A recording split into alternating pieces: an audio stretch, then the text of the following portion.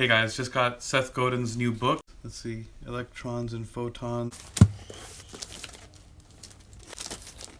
So it's written in another language here.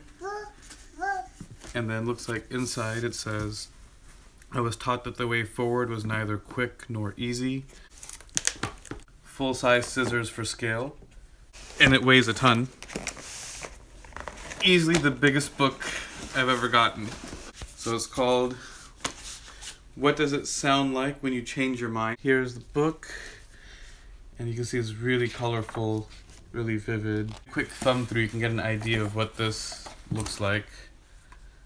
Wow, these pictures are amazing. This is really hard. It's a very huge book.